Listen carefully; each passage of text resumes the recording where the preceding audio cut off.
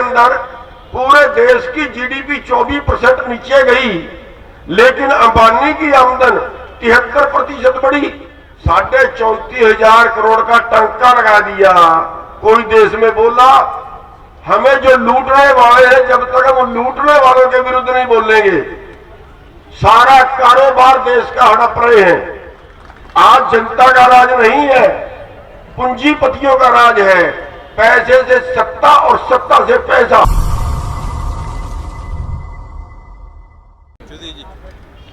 आदरणीय आज की सभा के आयोजकगण, सम्मानित मंच, सामने बैठे हमारे भाइयों, बुजुर्गों, बच्चों, हमारी माताएं बहनें बैठी हैं, हमारे मीडिया वाले भाई,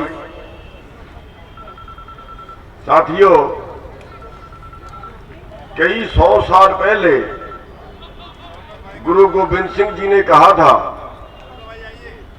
राज बिना ना धर्म चले हैं, धर्म बिना सब दले मले हैं।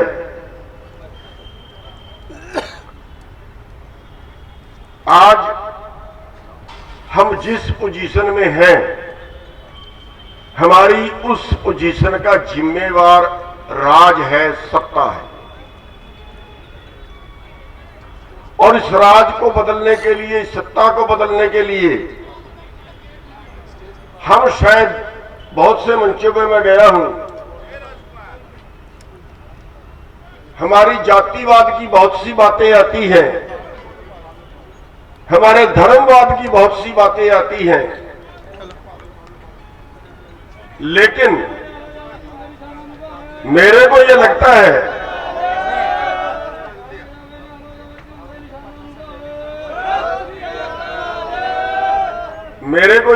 है कि एक के पास लंगोटी है, दूसरा नंगा है, और नंगा लंगोटी वाले से लड़ रहा है, छीनने के प्रयास कर रहा है कि लंगोटी मेरी है। हमारे कपड़े कौन उतार के ले गया, उस पे तो हम बात ही नहीं करते। क्या हालत है देश की। आज हमारे देश की हालत क्या है। आज 22 करोड़ लोग देश में ऐसे हैं जिनको 2 वक्त की रोटी नहीं है, भूखे सोते हैं रात को। 22 करोड़। क्या वो किसी एक जाति से है? क्या वो किसी एक धर्म से है? क्या वो किसी एक बरादरी से है? आदमी है, इंसान जाति से है। और उस इंसान जाति के 45% बच्चे आज कुपोषित हैं। 45% बच्चों को पूरा भोजन, पूरा खुराक नहीं मिल पाती है। कौन जिम्मेवार है उसका? कौन हमें लूट के ले गया? किसने हमारा शोषण किया? सोशल मीडिया पे एक खबर आ रही थी कि अनिल अंबानी ने एक कंपनी बनाई, 40,000 करोड़ लोन लिया, घाटे में चली गई। वैल्यूएशन की 20,000 करोड़ हुई, रीवैल्यूएशन की 12,000 करोड़ हुई, बोली दी 5,500 करोड़ में गई। और खरीदी किसने? मुकेश अंबानी के सिमधी ने। कितने का घोटाला हुआ? 34,500 करोड़ का। कोई बोला देश में? 34,500 करोड़ का टंका लगा दिया। कोई देश में बोला? पिछले 10 सालों में 15 लाख करोड़ बड़े पूंजीपतियों का माफ कर दिया, देश के खजाने से निकाल कर उनको दे दिया। कोई बोला देश में? किसी एक जाति के लोगों का था 15 लाख करोड़, किसी एक धर्म के लोगों का था 15 लाख करोड़, या इस देश का था, या इस देश की जनता का था? शायद आप में कोई आदमी नहीं होगा जिसकी जेब से निकल के नहीं गया।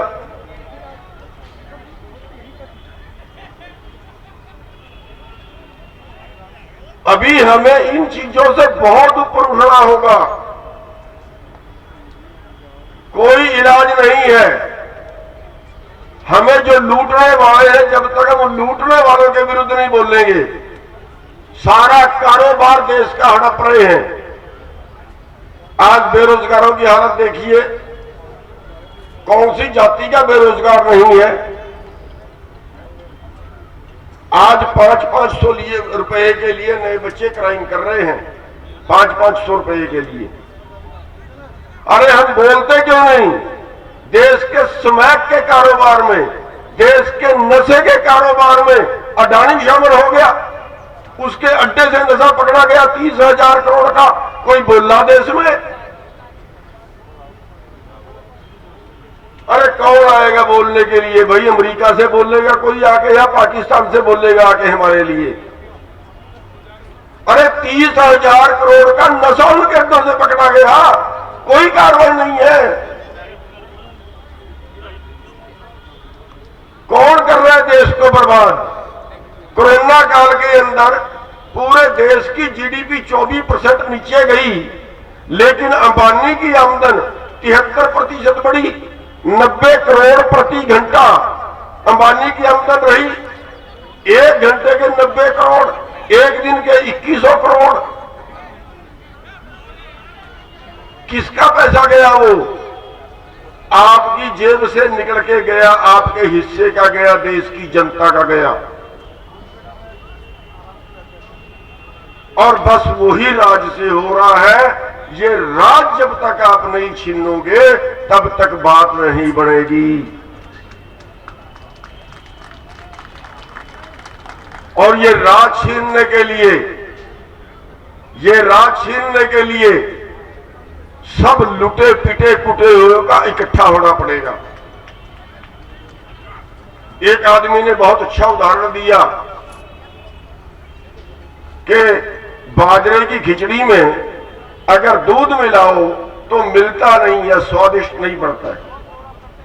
अगर बाजरे की खिचड़ी में लस्सी मिलाओ तो बड़ा मेल खाती है, स्वादिष्ट बनता है। क्यों? बाजरा मुसल के नीचे कुटा हुआ है और लस्सी मधानी के नीचे कुटी हुई है।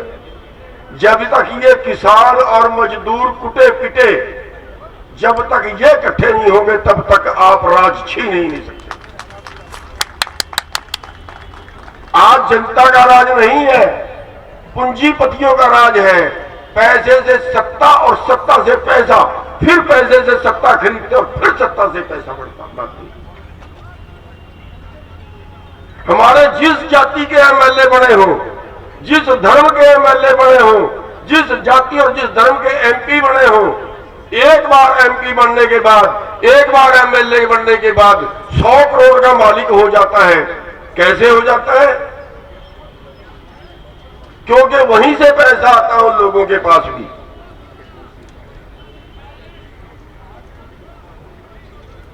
इतने बड़े बड़े घोटाले होते हैं, हजारों हजार करोड़ के, कोई बोलता है?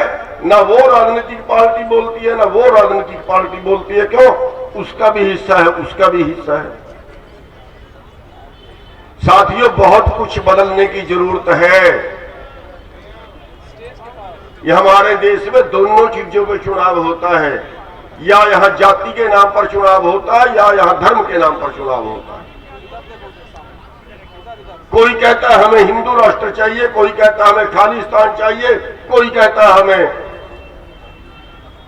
मुस्लिम राष्ट्र चाहिए, वो भी तैयार है बोलने वाले। अरे हमें भारत चाहिए। किसी हिंदू ने हिंदू राष्ट्र नहीं मांगा, किसी सिख ने खालिस्तान नहीं मांगा, किसी मुसलमान ने अलग होने की बात नहीं की। अपने राज के लिए करते हैं। साथियों, जब तक हम धर्म के नाम पर और जाति के नाम पर अलग अलग बटके और लड़ते रहेंगे ना, तो खुदा भी हमें नहीं बचा सकता, हमारा कोई भला नहीं कर सकता।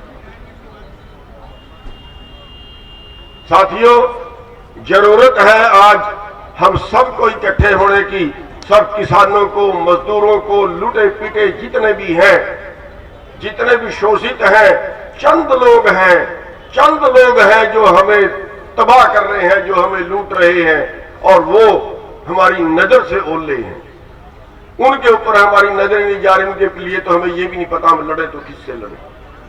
सारा देश का कारोबार, सारे देश की प्रॉपर्टी, क्या ट्रेनें, क्या हवाई अड्डे, क्या बंदरगाहें, क्या कंपनियां, बैंक, सब प्राइवेट को बेच दिया है। आप में से कोई है किसी विशेष जाति को दिया हो तो बता दो, किसी विशेष धर्म को कोई दिया हो तो बता दो।